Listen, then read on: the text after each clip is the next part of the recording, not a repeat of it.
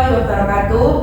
Di sini kami dari kelompok 7 akan mempresentasikan mengenai hasil pengembangan dokumen kurikulum operasional Satuan Pendidikan KOSP di Sekolah MI Muhammadiyah 3 tahun pelajaran 2025-2026. Begitu, izinkan kami memperkenalkan diri.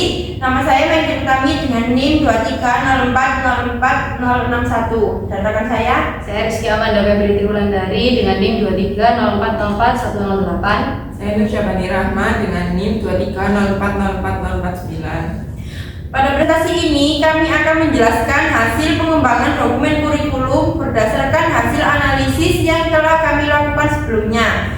Jadi, dokumen ini merupakan tindak lanjut dari analisis terhadap KOSP yang bertujuan untuk menyempurnakan beberapa komponen agar lebih sesuai dengan prinsip dan pengembangan kurikulum. Berdasarkan hasil analisis yang telah kami lakukan, secara umum dokumen KOSP MI Muhammadiyah 3 sudah membuat komponen utama, mulai dari analisis konteks sekolah, visi dan misi, pengorganisasian pembelajaran, perencanaan pembelajaran, asesmen, hingga evaluasi kurikulum. Namun kami menemukan bahwa masih ada beberapa komponen yang dapat dikembangkan. Misalnya analisis konteks dan SWOT belum sepenuhnya dijadikan dasar dalam menentukan strategi pengembangan kurikulum. Selain itu, hubungan antar visi misi, tujuan program sekolah dan pembelajaran juga masih perlu diperkuat agar lebih sistematis. Oleh karena itu, kami melakukan pengembangan pada beberapa komponen kurikulum, yaitu analisis konteks, analisis SWOT, visi dan misi, tema pembelajaran, silabus dan asesmen, perencanaan pembelajaran, serta evaluasi pengembangan profesional. Selanjutnya, saya akan mempersilahkan teman saya untuk menjelaskan hasil pengembangan pada setiap komponen. Pengembangan yang pertama yaitu pengembangan analisis konteks. Pada bagian pertama, kami mengembangkan analisis konteks sekolah. Menurut kelompok kami, analisis konteks yang terdapat dalam dokumen sebenarnya sudah cukup lengkap karena memuat profil sekolah, karakteristik peserta didik, tenaga pendidik, serta kondisi lingkungan sekolah. Namun, kami menambahkan bahwa proses analisis sebaiknya didukung oleh data yang diperoleh melalui observasi, wawancara, dokumentasi, maupun telaah dokumen sehingga hasil analisis menjadi lebih objektif dan dapat dijadikan dasar dalam penyusunan kurikulum.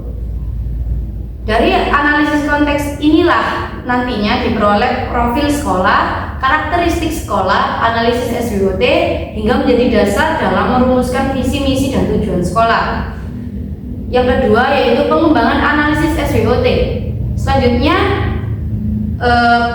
menurut kelompok kami, SWOT tidak hanya berfungsi untuk mengidentifikasi kekuatan, kelemahan, peluang, dan ancaman sekolah, tetapi juga harus menghasilkan strategi pengembangan. Sebagai contoh, apabila sekolah memiliki laboratorium komputer dan guru yang menguasai teknologi, maka hal tersebut dapat dimanfaatkan untuk mengembangkan pembelajaran berbasis digital.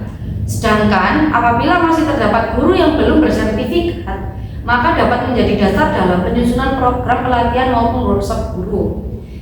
Pada tabel ini kami juga menyusun strategi berdasarkan kombinasi strength, weakness, opportunity, dan threat sehingga SWOT benar-benar menghasilkan program pengembangan sekolah. Selanjutnya yaitu pengembangan visi, misi, dan tujuan.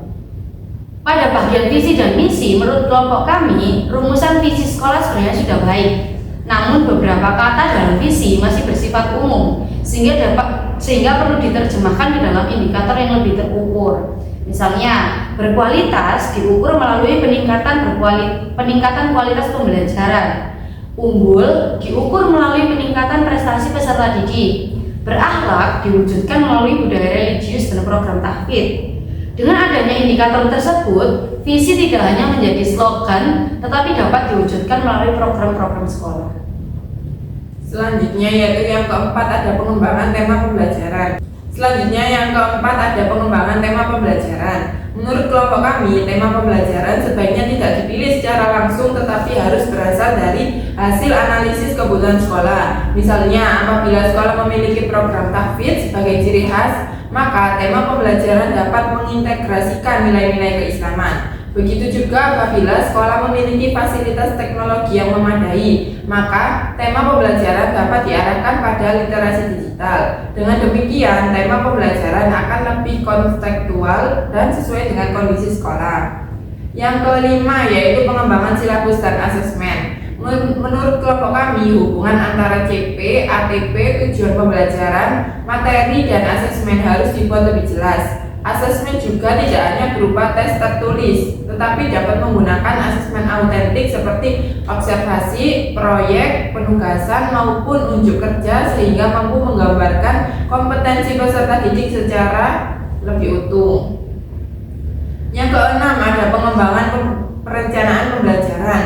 Menurut kelompok kami, penyusunan modul ajar tidak cukup dengan mengacu pada ATP, tetapi juga perlu mempertimbangkan hasil analisis konteks sekolah, visi sekolah, serta program unggulan yang dimiliki. Oleh karena itu, kami menyusun pengembangan yang meliputi tujuan pembelajaran, materi yang kontekstual, metode active learning dan deep learning, penggunaan media berbasis TIK, serta asesmen autentik. Yang ketujuh, ada pengembangan evaluasi dan pengembangan profesional. Evaluasi tidak hanya dilakukan untuk mengetahui jumlah pelatihan yang diikuti guru, tetapi juga harus melihat dampaknya terhadap kualitas pembelajaran di kelas. Oleh karena itu, hasil evaluasi perlu dijadikan dasar dalam menyusun program peningkatan kompetensi guru pada semester berikutnya sehingga proses pengembangan profesional dapat berlangsung secara berkelanjutan.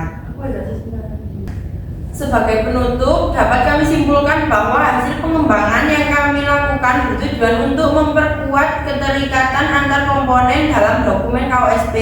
Melalui pengembangan ini, analisis konteks menjadi dasar penyusunan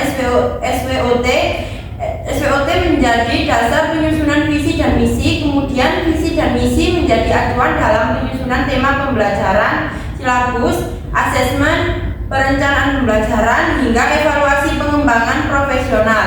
Dengan demikian, dokumen KOSP yang dihasilkan diharapkan menjadi lebih sistematis, kontekstual, terukur, dan sesuai dengan karakteristik MI Muhammadiyah 3. Sekian presentasi dari kelompok kami, kurang lebihnya kami mohon maaf. Wassalamualaikum warahmatullahi wabarakatuh.